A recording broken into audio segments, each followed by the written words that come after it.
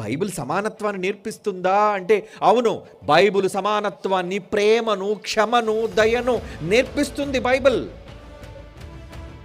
లూకాసు వార్త 6వ అధ్యాయం 35వ వచనం,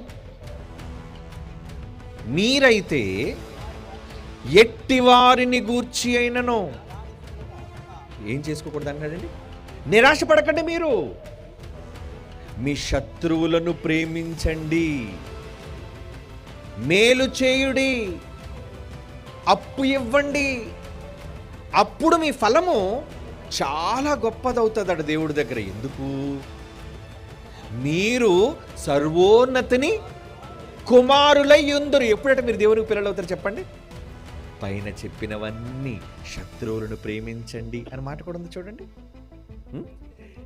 మీ శత్రువులను ప్రేమించుడి. అలా ప్రేమిస్తే ఏమవుతారట మీరు? మీరు సర్వోన్నతుని కుమారులు.